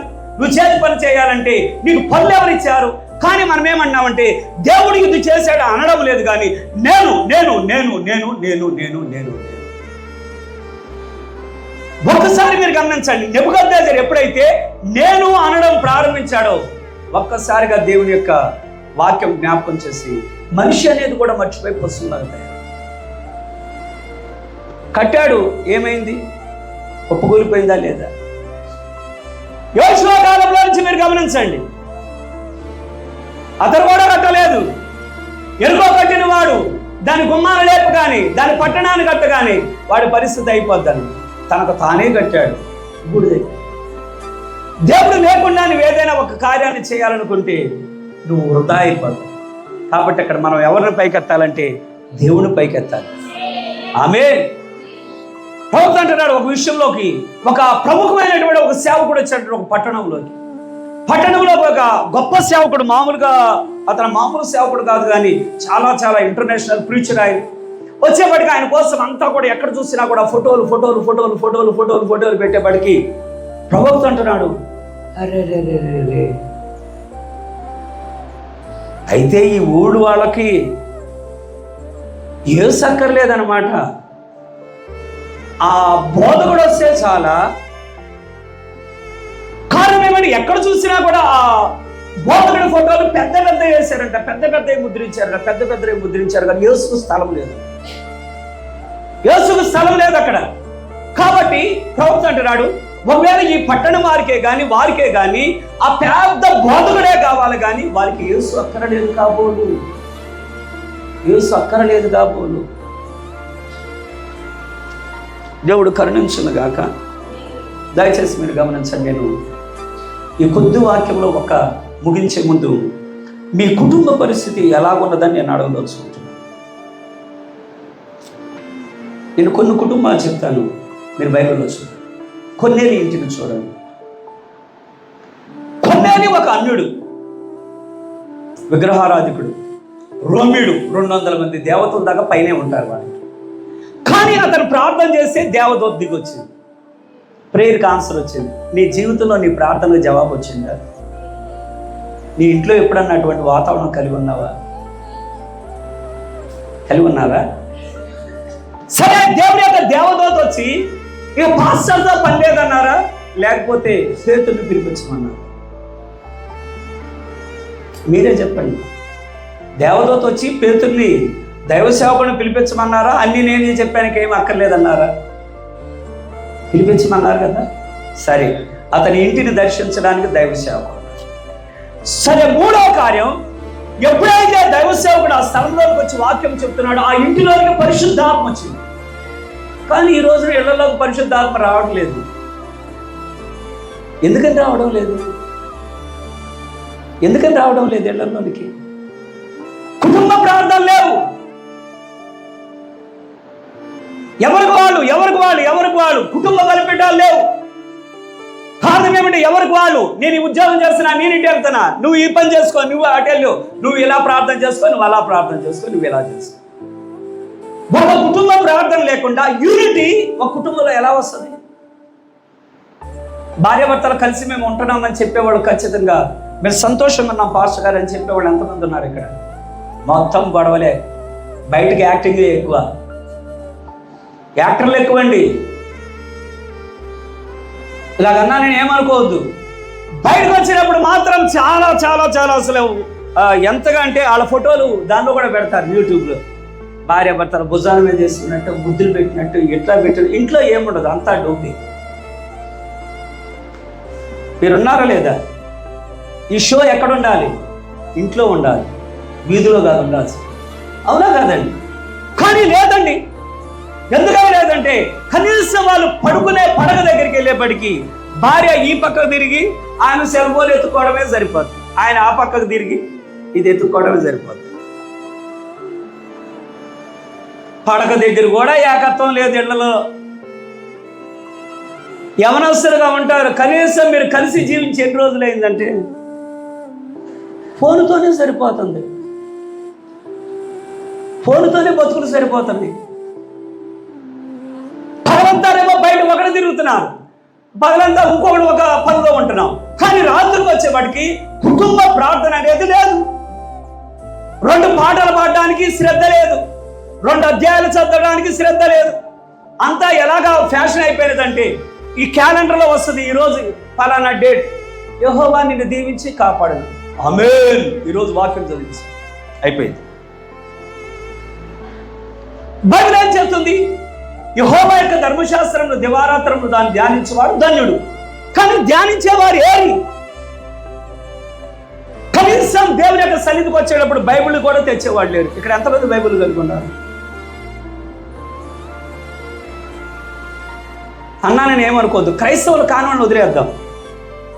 క్రైస్తవులు అయిన వాడు నువ్వు బైబిల్ ఎందుకు తేవడం లేదు దేవుని సన్నిధికి వచ్చేటప్పుడు? కాలేజీగా మనం వచ్చింది, ఇవన్నీ మీ పాస్టర్ గారు చెప్తారు. కానీ నువ్వు దేవుని సన్నిధికి వచ్చేటప్పుడు బైబిలే తేనప్పుడు నీవు దేవుడి మీద గౌరవం ఉందని ఎలా చెప్తావు? నాకు దేవుడి మీద గౌరవం లేనటువంటి ఒక వ్యక్తి ఉన్నాడు, నేను పరిచయం చేస్తాను ఆయన ఈ ముగింపులో నుంచి. మార్తా మరియ ఇల్లు చూడండి, ఆ ఇంటిలో నుంచి ఎలా ఉన్నదంటే యేసు ఆ స్థలంలో ఉండడానికి అది ఒక చక్కని గృహంగా ఉన్నది. ఈరోజు నా కుటుంబాలు కానీ మీకు తెలుసా అండి, మీరు వినుంటారు. మార్తా మరియలు ఇద్దరు కూడా ఉన్నప్పుడు యేసు ప్రభు ఎప్పుడైతే వాక్యం చెప్తా ఉన్నారో ఒకరు మాత్రం అంటున్నారు, ఓ యేసు, ఆయన వస్తున్నాడు కాబట్టి చపాతీలు వండడానికి, కాబట్టి ఆ పనులు చేయడానికి, ఈ పనులు ఆ పనులు మొత్తం మునిగిపోయారంట. కట్టలు దులుపుకోవడం పనిలో పడిపోయారంట, దాన్ని దులుపుకోవడం పనిలో పడిపోయారంట, అది చేయడం పనిలో పడిపోయారంట. యేసు ఆ స్థలంలో నుంచి వెళ్ళగానే ఆ ఇంట్లో రోగం బయలుదేరింది. మీకు ఎంతమంది జ్ఞాపకం ఉన్నదో? వాళ్ళ సహోదరుడు వ్యాధిగ్రస్తుడు అయ్యాడా లేదా? బతిమిలాడి పిలిచే వరకు ఆ రోగం కాదు, మరణంతో ఆ ఇంటిని కొట్టాడు. వాక్యమా కాదా? ఎంతమంది ఉన్నారండి? నిజమా కాదా? యేసు ఆ గృహంలోకి వచ్చినప్పుడు అందులో ఒకరు వాక్యం వింటున్నారు, అందులో కొందరు ఎలా ఉన్నారంటే వారి ఇంటి పనులతో వారు మునిగిపోయి ఉన్నారు. కాబట్టి యేసు ఆ స్థలంలో నుంచి వెళ్ళగానే వెంటనే వాళ్ళ సహోదరుడు వ్యాధిగ్రస్తుడు. వాస్తవమా కాదండి? మళ్ళా ఎప్పుడైతే వ్యాధి ముదిరిపోయిన తర్వాత, ఓ యేసు, ఇలాగా నీ స్నేహితుడు రోగి అయినాడు, రా వెనకరా. మన అవసరమైనప్పుడు యేసు రావాలి, మనకు అవసరం లేనప్పుడు యేసు పోవాలి. నా సహోదరు, ఈ చెప్పే కొద్ది మాటల్లో నుంచి ఒకవేళ నిజంగా మీరు ఎవరైనా ఆ 1000 ఏళ్ల పాలనలో ఆ పరిశుద్ధ పట్టణంలో నువ్వు పాలిభాగస్తుడు అయితే, నువ్వు పరలోక స్థలంలో కూర్చున్నవాడు అయితే, నీ ఇంట్లో నీ భార్య, నువ్వు, నీ పిల్లలతో కలిసి ఎవరు చేసినా ఎవరు చేయకపోయినా మొట్టమొదటి ఏమంటే నీ కుటుంబంలో ఒక ప్రార్థన కలిగి, ఆ కుటుంబ ప్రార్థన నువ్వు కలిగి నువ్వు ఎప్పుడైతే చర్చికి వస్తావో చూడు, నువ్వు చర్చికి వచ్చిన సమయంలో నీ యొక్క కుటుంబం ఎంత ఉద్యోగంగా ఉంది. ప్రభుత్వం అంటున్నాడు వేరొకన ప్రభావం. అస్సలు నీ కాళ్ళకు చెప్పులు లేకుండా వస్తావంట, ఒక సైకిల్ లేకుండా వస్తావంట, ఒక సరైన బట్టలు లేకుండా వస్తావంట. నువ్వు ఎప్పుడైతే దేవుడి సన్నిధికి వస్తూ ఉంటావో దేవుడు మెల్లిగా నీకు వాహనం ఇవ్వడం ప్రారంభిస్తాడు, మంచి బట్టలు ఇవ్వడం ప్రారంభిస్తాడు, మంచి ఇల్లు ఇవ్వడం ప్రారంభిస్తాడు, మంచి వస్తువులు ఇవ్వడం ప్రారంభిస్తాడు. ఎప్పుడైతే ఇవన్నీ పెరుగుతున్నాయో పెరిగిన తర్వాత ప్రజలు అనుకుంటారంట ఈ మధ్యలో మనం ఉండలేము, కానీ మంచి హై క్లాస్ అలాంటి లొకాలిటీకి పెడతాం అని దేవుడిని దూరం పెడతా ఉంటా, దేవుడి ఆరాధన దూరం పెడతా ఉంటా. ఎప్పుడైతే నువ్వు ఇలా దూరం పెడతావో అప్పుడు దూరం పెట్టిన తర్వాత నీ ఇంటి పరిస్థితి మారిపోతుంది. ప్రభు కరుణించులుగాక. ఒకవేళ మీరు నగరంలోని అతి ఘోర పాపి, ఈ వర్తమైన మీరు చదివి అంటారు. ఒక ఆయన అనుకున్నాడంట మంచిగా వీధిలో తిరుగుతున్నాడు, ఏళ్ళు చాలా బొద్దుగా ఉన్నాయి, ఎట్లా అనుకుంటున్నాడంట నేను పెద్ద భోజన బిందువు ఒక దాన్ని ఏర్పాటు చేయాలనుకున్నాడు. చాలా గ్రాండ్గా ఉండాలి, చాలా గ్రాండ్గా ఉండాలి. మిస్టర్ లేవి గారిని పిలుద్దాం, మిస్టర్ యజ్రా గారిని పిలుద్దాం. ఎందుకంటే పట్టణంలో ప్రముఖులైన వాళ్ళు వాళ్ళే కావాలి, డబ్బు ఉన్నవాళ్ళు, నా హోదాకు తగినట్లుగా గొప్ప బిందుని నేను ఏర్పాటు చేయాలి. నాకు చాలా పెద్ద ఇల్లు ఉన్నది, ఇంటిలోనికి ప్రముఖులైన వారిని పిలిచినప్పుడు ఈ పట్టణం అంతా ఏమనుకోవాలంటే హే ఫలానా సీమోను గారు, ఆయన చాలా పెద్దది, ఆయన భోజనపు విందు ఏర్పాటు చేస్తారు అనుకోలే. ఆలోచిస్తున్నాడంట. ఇంట్లో పెట్టను, ద్రాక్ష తోటలో పెడతాను. ద్రాక్ష తోటలో పెట్టి ఇంకా నేనేం చేయించాలి, ఈజిప్షియన్స్ని అంటే ఐగుప్తులో నుంచి నేను కావాల్సిన వాళ్ళని నేను తీసుకొస్తా, ఇండియాలో నుంచి వంటలు వండే వాళ్ళని వడ్డించే వాళ్ళని తెస్తాను అనుకున్నాడు. ఇండియా నుంచి. ఎందుకు ఇండియా నుంచి అంటే ఇండియాలో ఎక్కువగా గజ్జలు పెట్టుకుంటారు. వాళ్ళు గజ్జలు పెట్టుకొని వాళ్ళు నడిచేటప్పుడు కూడా నడక లయబద్ధంగా ఉంటుంది. లయబద్ధంగా ఉండి గొర్రె మాంసం ఉండి ఆ గొర్రె మాంసం ఇలా తిప్పే సమయంలో నుంచి అక్కడికి వచ్చిన అతిథులు అనుకుంటారంట ఎవరు పెట్టలేదయ్యా ఇలాంటి భోజనం, ఎవరు పెట్టలేదు ఇలాంటి భోజనం అని ఈ యొక్క గొర్రె మాంసాన్ని అతను అలాగా వేడివేడిగా దాన్ని ఇలా తిప్పి వండి ఇలా ప్లేట్లో పెట్టి తీసుకొని వస్తూ ఉంటే వాళ్ళు ఏం ఆశ్చర్యపోతారు. ఇండియా నుంచి వడ్డించే వాళ్ళ తేవాలి కాబట్టి ఆఫ్రికా ఈజిప్షియన్ నుంచి అలా రావాలి.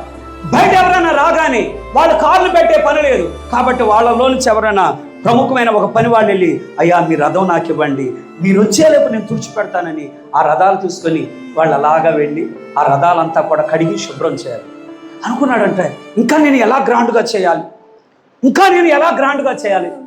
ఇదంతా బాగానే ఉంది.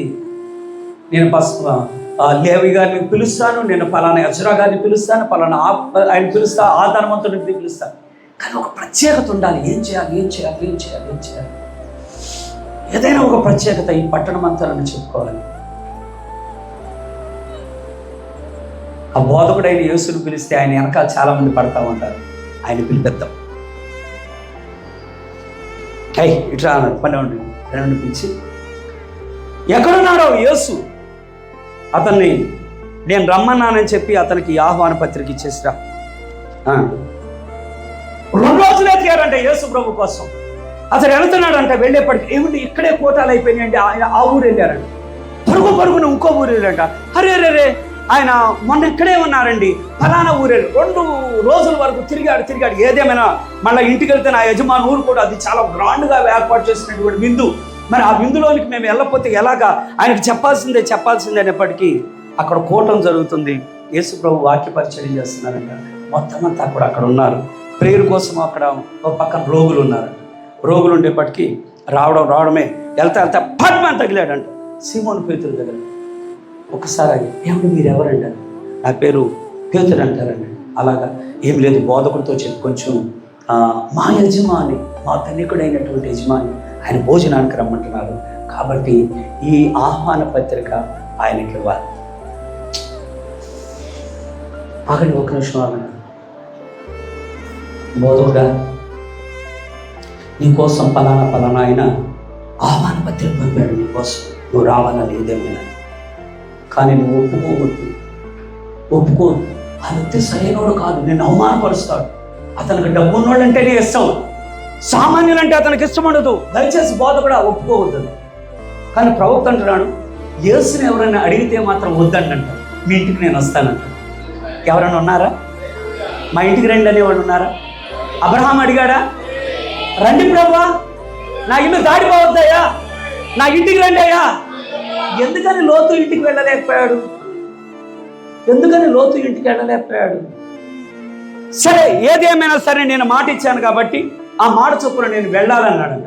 ఆయన అనేప్పటికీ బోధ కూడా అక్కడ చాలా అవమానకరంగా ఉంటుంది. ఏం పర్వాలేదు.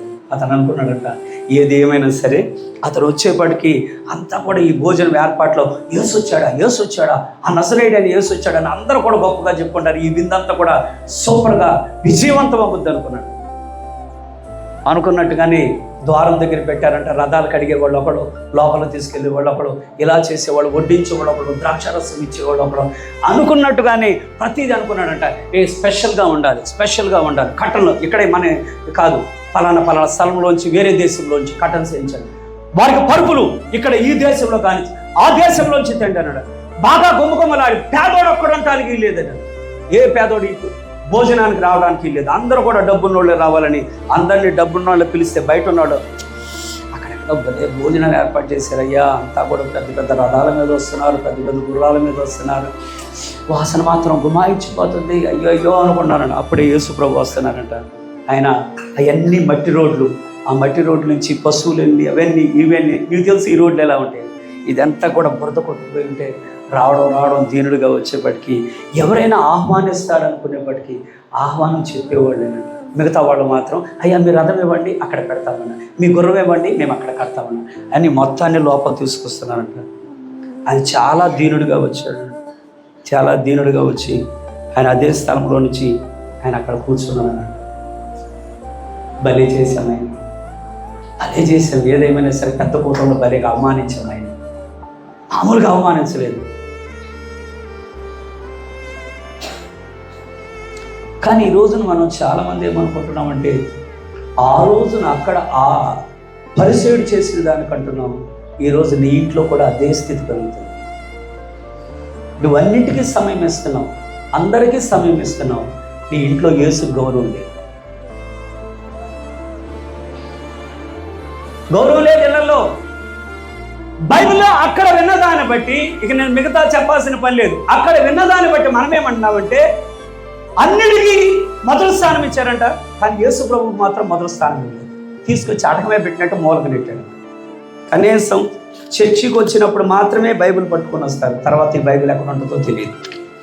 మెసేజ్ బుక్ తీసుకెళ్ళేటప్పుడు మాత్రమే మెసేజ్ బుక్, తర్వాత ఈ మెసేజ్ బుక్ ఎప్పుడు తెస్తారో తెలియదు. ప్రార్థన ఎలాగా అన్ని పనులు అయిపోయాక 5 నిమిషాల్లో కనీసం షూ కూడా తీస్తారు లేదో ఇలా ఇసిరేసి, ప్రభా నన్ను దీవించు, మా అమ్మని దీవించు, మా ఆవిడ దీవించు, నా పిల్లల్ని దీవించు, వాడు మంచి ఉద్యోగాల్లో ఉండాలి, మంచిగా ఉండాలి, అలా ఉండాలి. ఏమంటే ఫ్యామిలీకి లేదు, అక్కర్లేదు, చేసుకున్న చాలు, నువ్వు చేసుకో. రైట్. దేవుడిని నువ్వు మొదటి స్థానంలో ఉంచితే దేవుడు నిన్ను మొదటి స్థానంలో ఉంచుతాడు. దేవుడిని నువ్వు 2వ స్థానంలో ఉంచితే దేవుడు నిన్ను 2వ స్థానంలో ఉంచుతాడు.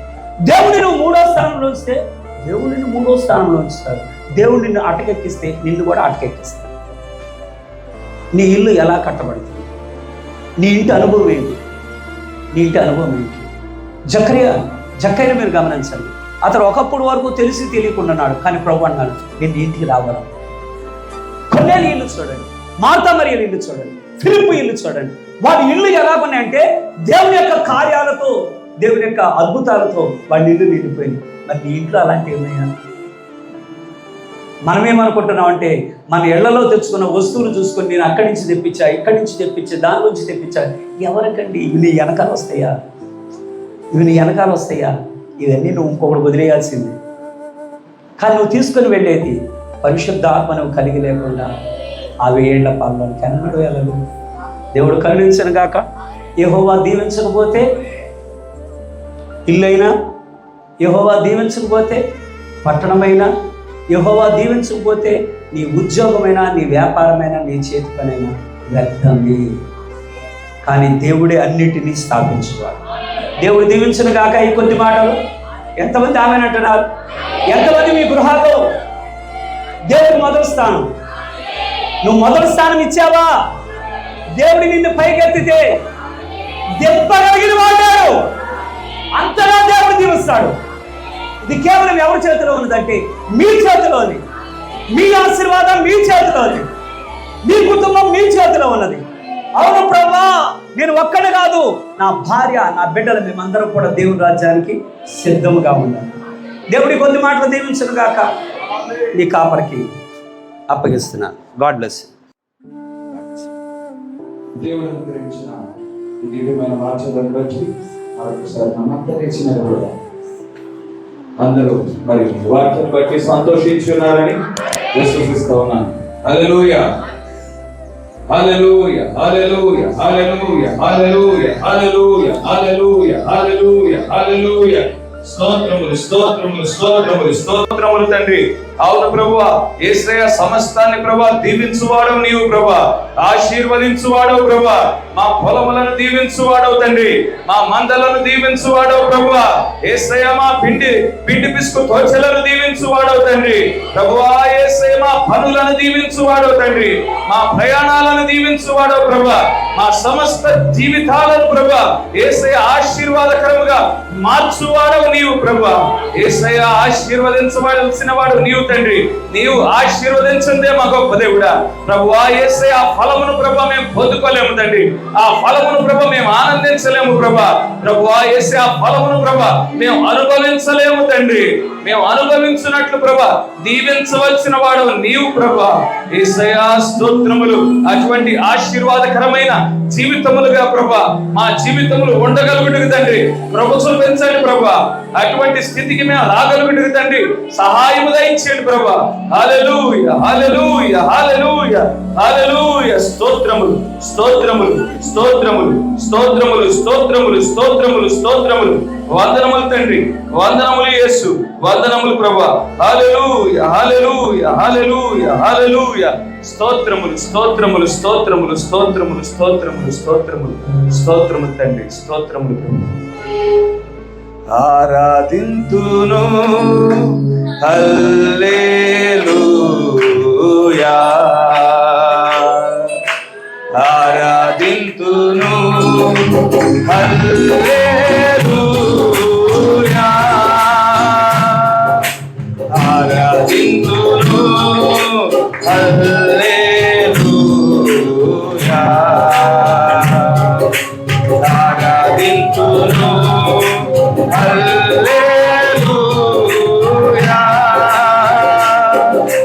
యేసయ్యను ఎల్లప్పుడూ, యేసయ్యను ఎల్లప్పుడూ అందరిలో ఆరాధించి సేవించును, అందరిలో ఆరాధించి సేవించును, ఆరాధించును హల్లెలూయా,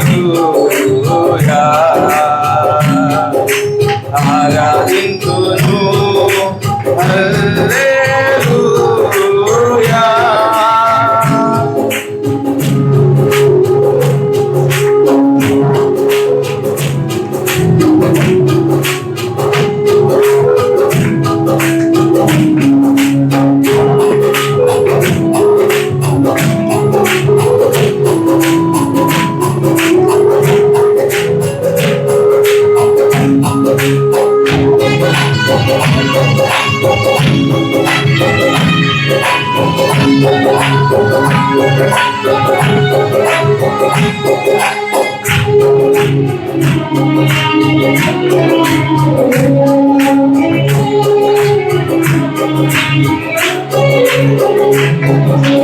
ఎన్నాడెన్నాడు లేని ఆనందం, ఎప్పుడెక్కడో దొరకని ఆనందం,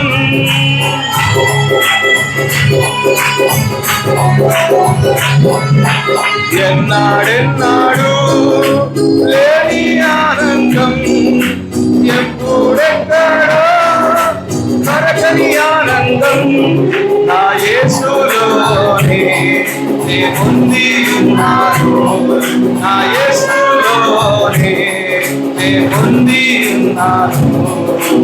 అందుకే నేనందరిలో ఆరాధించు, అందుకే నేనందరిలో ఆరాధింతును. హల్లెలూయా ఆరాధింతును. హల్లెలూయా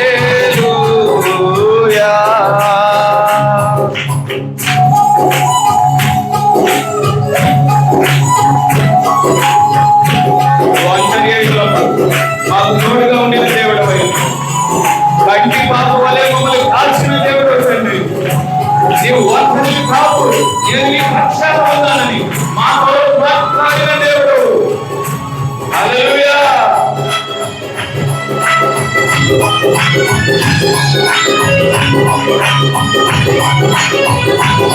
నీవు మా పక్షాన ఉంటున్నాడుగా మా జీవితం ఆశీర్వాదమే మాకు దేవుడా. మా ప్రతి పని ఆశీర్వదించబడిన పనిగానే ఉంటుంది.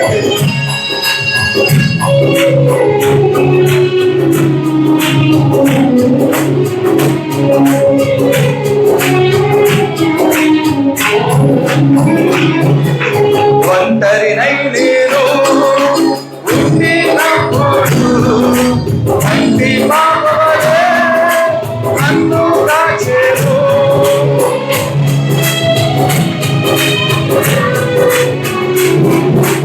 ఒంటరినై నేను ఉండినప్పుడు కంటి పాప వలె నన్ను కాచెను. నా కన్నీరంతాయు తుడిచి ఉన్నాను, నా కన్నీరంతాయు తుడిచి ఉన్నాను. అందుకే నేనందరిలో ఆరాధించు, అందుకే నేనందరిలో ఆరాధింతును. హల్లెలూయా ఆరాధింతును. హల్లెలూయా.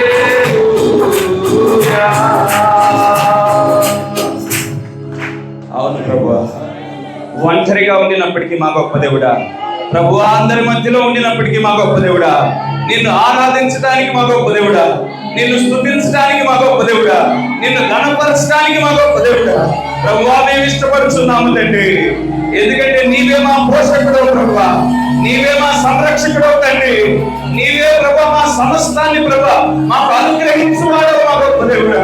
ప్రభువా మా పనిని తండ్రి సఫలపరచువాడు ప్రభువా, మా ప్రయాణాలలో తోడుగా ఉండువాడు తండ్రి, మా గృహాలను దీవించువాడు మా గొప్ప దేవుడా. మేము ప్రభా నాటినది మా గొప్ప దేవుడా, మేము ఆస్వాదించినట్లు ప్రభా, అనుభవించినట్లు ప్రభా చేయువాడు నీవు ప్రభా. మా గృహాలను ప్రభా సంతోషకరముగా ప్రభా ఆనందకరమైన వాతావరణంగా ప్రభా మార్చువాడో ప్రభా, మా హృదయాలలో సమాధానాన్ని నింపువాడో ప్రభా, మా కుటుంబాలలో ఐక్యతను తీసుకువచ్చువాడో మా గొప్ప దేవుడా. ప్రభువా స్తోత్రములు, స్తోత్రములు, స్తోత్రములు తండ్రి. అటువంటి నీ ఆశీర్వాదం మాకు అవసరం మా గొప్ప దేవుడా. సొలొమోను అంతటి వాడే మా గొప్ప దేవుడా. ఒకడు యెహోవా ఇల్లు కట్టించిన ఎడల కట్టువాడి ప్రయాస వ్యర్థమని చెప్తా ఉన్నాడు తండ్రి. సొలొమోను అంతటి వాడే మా గొప్ప దేవుడా. యెహోవా పట్టణం కావలి కాయని ఎడల మెలుగుగా ఉండి కావలి కాయి వారి ప్రయాస వ్యర్థమని చెప్తా ఉన్నాడు తండ్రి. ఒక రాజు ఆ మాటలు చెప్పిన ఎడల ప్రభా సామాన్యులమైన మా జీవితాలు ఏ బాధ్యత మా గొప్ప దేవుడా. ప్రభా అవును తండ్రి, మీ కాపుదల అవసరం ప్రభా. యేసయ్య మా గొప్ప దేవుడు, నీ ఆశీర్వాదం అవసరం తండ్రి. అవును ప్రభా, అటువంటి కుటుంబాలుగా ప్రభా మేము ఉండగలుగుతుంది తండ్రి. ప్రభు చూపించండి తండ్రి, ప్రభు చూపించండి ప్రభా, ప్రభు చూపించండి మా గొప్ప దేవుడు. హల్లెలూయా, హల్లెలూయా, హల్లెలూయా, హల్లెలూయా. ప్రసాద్ ముందుకొచ్చి ప్రార్థన ముగి ప్రార్థన చేస్తున్నాను.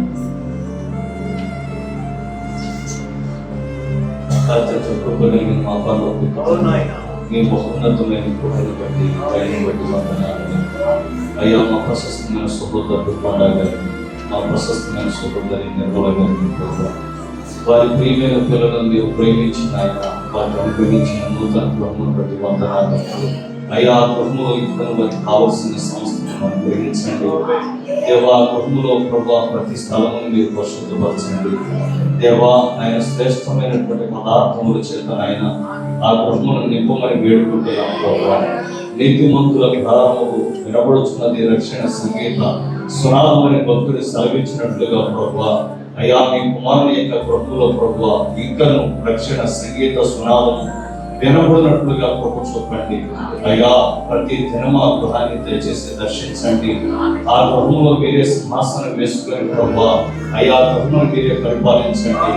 అయ్యా ఆయన దైవజనుల ద్వారా మీరు మాట్లాడినట్లుగా ప్రభా అయ్యా ఆ యొక్క గృహముని మీరు ఆశీర్వదించండి ప్రభా.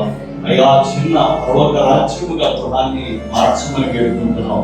అయ్యా ఆయన మా తండ్రి వీలైనటువంటి పిల్లల ప్రభా ఇంకా ఆశీర్వదించండి, బలపరచండి. ఆకాశపు వాక్యను తెరిచిన ఆయన అయ్యా భద్రశాల దీవెనలు ప్రభా సమృద్ధిగా విస్తారంగా అత్యధికంగా అపరిమితంగా ఆయన మా తండ్రి వారిని ఆశీర్వదించమని వేడుకుంటున్నాం. అదేవిధంగా మా ప్రశస్తమైన దైవజనులు ప్రభా పాస్టర్ సురేష్ గారిని నిర్వహించుకొని అయ్యా మీరు మాతో మాట్లాడినటువంటి ఆ దివ్యమైనటువంటి దేవోక్తులను బట్టి వందనాలయ్యా.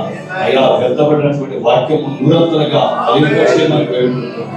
అదేవిధంగా ఈ స్థలంలో ప్రభా అనేక ప్రాంతాలలో అయ్యా మా ప్రశస్తమైనటువంటి దైవజనుడు పాస్టర్ బాబుదీప్ గారి ప్రభా అయ్యా మీరు బలంగా వాడుకుంటున్నందుకు వందనాలు ప్రభా. మీ కుమారుడు ఇక్కడ ఆయన ఎంతో ప్రయాసంతో సేవ చేయించుండగా ఆయన వారి యొక్క ప్రయాసాన్ని మీరు దీవించండి. అనేక ఆత్మలను ఇంకా వారి చేతికి అప్పగించండి. అయ్యా ఈ పరిచయం ఇంకను దీవించండి. వారిని వారి కుటుంబ సభ్యులను అయ్యా ఆయన సంఘ బిడ్డలందరినీ ఆశీర్వదించండి.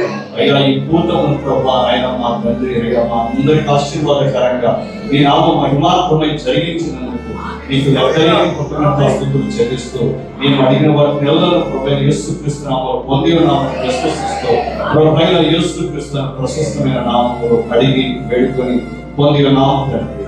ఆమేన్. దేవుడు మిమ్మల్ని దీవించిన గాక. ఆ గృహం దగ్గరికి వెళ్దాము.